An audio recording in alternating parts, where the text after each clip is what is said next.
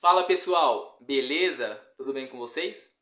Hoje eu venho trazer mais uma resenha aqui no canal. Irei falar sobre Teogonia, escrito por Hesíodo. Esse livro possui dois textos, pessoal: Teogonia e Trabalhos e Dias. Eu irei falar apenas sobre Teogonia para o vídeo não ficar tão extenso assim. Certo? Então vamos lá. Hesíodo foi um homem que viveu na Grécia Antiga, ou seja, nós estamos falando de 750 a 650 antes de Cristo, ou seja, 1700, 1800 anos atrás, certo? Então são crenças completamente diferentes das nossas. E as crenças da época eram da divindade, eram dos deuses gregos, o que hoje nós chamamos de mitologia. Essas eram as crenças. Ou seja, quando nós olhamos hoje por um raio e falamos, olha, o pessoal achava que era Zeus, eles realmente achavam que era Zeus jogando raio, entendeu? Então realmente as crenças que são expostas aqui dentro dessa obra são crenças que para as pessoas da época eram verdadeiras. Hesíodo, ele não se propôs a escrever, vou escrever uma historinha aqui. Não, ele escreveu o que as pessoas acreditavam e, acima de tudo, o que as pessoas passavam de geração para geração. As histórias, elas eram passadas pela oralidade, ou seja, como a escrita era muito primitiva na época e eram poucos que conseguiam escrever, as pessoas contavam as histórias dos deuses de pai para filho. Ia passando, e todos iam aprendendo, e ia sendo assim que a história ia sendo construída para eles na época, certo? Pois bem, então, nesse livro aqui, Teogonia, o Hesíodo ele vai se propor a falar sobre a genealogia dos deuses. Afinal de contas, Teo é deuses e Gonia está relacionado a nascimento, alguma coisa assim, pelo que eu achei, pessoal. Na obra não explica, mas está relacionado a nascimento. Então, nascimento dos deuses, automaticamente, ele vai falar da cronologia desses nascimentos. Pois bem, vamos ao que está na obra então. No início, havia o caos. E o caos nada mais é que o vazio, que o nada. E Caos era também uma divindade. No entanto, Caos descobriu que ele conseguia gerar outras divindades. Então ele gerou 4. Ele gerou 2 deuses referentes à escuridão, ele gerou Tártaro, ele gerou a Gaia, que é a mais importante para o decorrer da história para nós. Porque Gaia nada mais é que a deusa Terra. Então ela é o planeta Terra. O Caos gerou a Terra, a Gaia. No entanto, a Gaia também podia gerar filhos. E ela gerou Urano, que é os céus. E em determinado momento, Gaia e Céus se uniram e geraram outros filhos. Aí você já olha e fala, pô, mas Gaia era mãe e gerou filhos com o próprio filho dela? Uma relação incestuosa? Sim. Era natural para as divindades fazer isso. Você vai ver vários exemplos disso dentro da mitologia. Vários deuses que se unem com seus parentes. Certo? Então eles se unem, céus e terra, Gaia e Urano têm filhos, só que conforme os filhos vão nascendo, Urano não se agrada deles. Urano não gostou dos seus filhos. Então sempre que eles vinham ao mundo, Urano pegava os filhos e falava, olha Gaia, eu não quero. Pega ele de volta para você. E ele fazia com que Gaia pegasse os filhos e engolisse novamente eles. E foram 12 filhos. Então Gaia teve que acumular 12 filhos dentro dela após o nascimento. E naturalmente chegou um momento em que Gaia já não estava mais gostando da situação. E ela chegou, olhou para dentro de si e falou, olha filhos, eu não estou satisfeita com o que está acontecendo. No entanto, eu preciso da ajuda de vocês. Pelo menos um de vocês. Alguém está disposto a me ajudar a destronar o pai de vocês? E aí, Cronos levanta a mão e fala, eu vou. E aí Cronos é a pessoa que estará destinada a tomar o trono do seu pai e destroná-lo e também libertar os seus irmãos. E Gaia entrega a Cronos uma foice. Essa foice, na minha versão, é uma foice de pedra. Existem outras versões que dizem que é de diamante ou de algum outro metal. Na minha é de pedra. Ele pega essa foice, ele se esconde. Quando Urano vem copular com Gaia, ele vem para ter a relação, Cronos aparece e corta a genitália do seu pai. Para vocês terem noção, a genitália do pai voa longe, cai no oceano, do sêmen que voa da genitália nascem, aliás, do sangue, só para vocês entenderem, do sangue nascem as plantas e do sêmen nasce a Afrodite, que é a deusa da beleza e a deusa do amor sexual. Dessa situação nasceu a Afrodite, certo? É meio maluco. Pois bem, vamos continuar.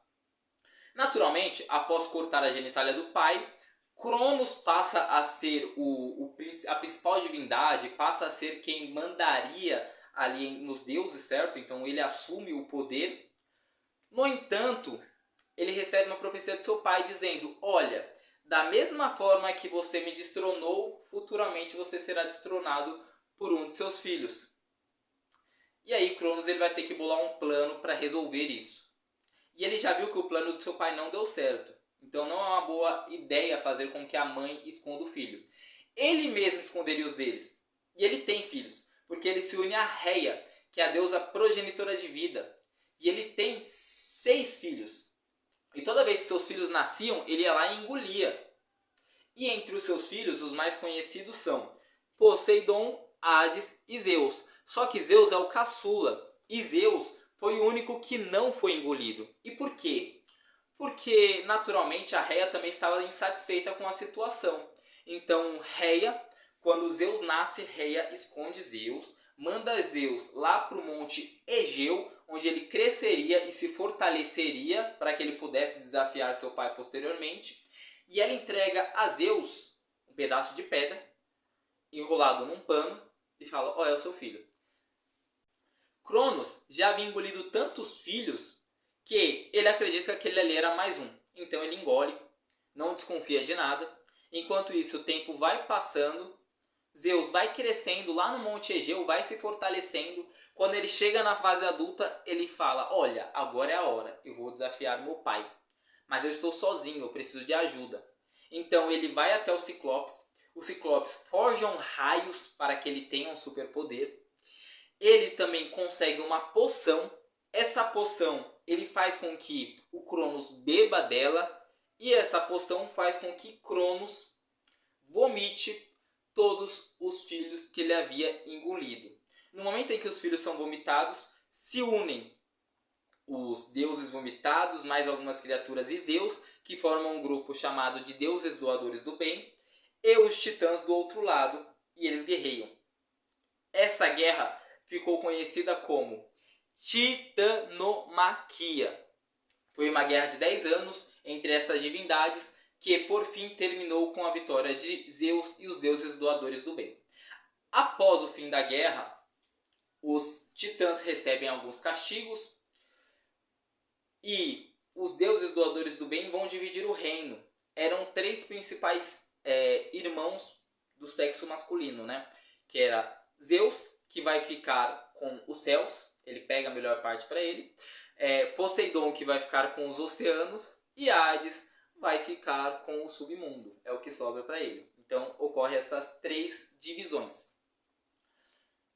Pois bem, vai passando o tempo e Zeus recebe uma profecia também, dizendo que ele também seria destronado pelo seu primeiro filho e filho homem. Então, primeiro filho e tem que ser filho homem, e ele seria destronado. Ele se une a Metis. Metis é a deusa da saúde e da prudência. Ele acaba tendo um filho. Na verdade, ele engravida Metis. Quando ele engravida Metis, ele fala: pô, não posso deixar que a profecia se cumpra. Então ele simplesmente vai lá e engole a Metis. Ele come a Metis.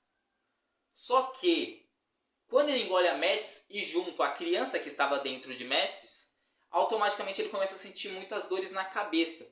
Então ele chega em Hefesto, que era um de seus filhos, e fala: ó, Hefesto, eu preciso que você resolva, eu estou com uma dor de cabeça. Hefesto era ferreiro, ele fez um martelo, bateu na cabeça do pai, rachou a cabeça do pai, o pai era eterno, o pai não morria, e da cabeça de Zeus sai Atenas, que é a deusa da sabedoria. Só que Atenas é uma mulher, e a profecia é que ele seria destronado pelo primeiro filho, que seria homem.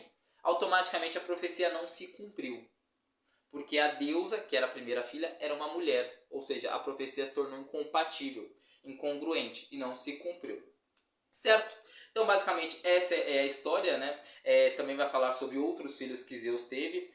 Zeus, inclusive, teve muitos filhos e muitos filhos fora do casamento, só para vocês saberem. Vai falar também de várias histórias aqui nessa obra, vai falar sobre a história do Prometeu, que foi lá e roubou o fogo dos deuses e trouxe para a humanidade. Esse fogo que pode ser entendido como conhecimento. Então, graças a Prometeu, nós conhecemos, nós sabemos, nós temos a habilidade de pensar. No entanto, ele também ofereceu uma oferenda inadequada aos deuses, um pedaço de carne ruim, e por isso ele foi punido. Então ele foi preso em uma montanha, e todos os dias ao amanhecer vinha uma águia, devorava a barriga dele e o fígado dele, e essa águia ia embora ao anoitecer. Durante a noite o corpo de Prometeu se regenerava, no entanto no outro dia a águia aparecia novamente. Isso foi um ciclo que seria eterno, caso Heracles, que também vai ter sua história narrada aqui, caso Heracles não interrompesse esse ciclo, certo? Então é isso, pessoal. Eu espero que vocês tenham gostado do vídeo.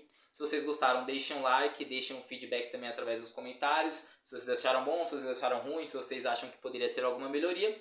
Estou aqui para tentar contribuir de alguma forma com vocês, certo? Espero que vocês tenham gostado do conteúdo e que tenha sido útil de alguma forma. Muito obrigado pela atenção e um forte abraço.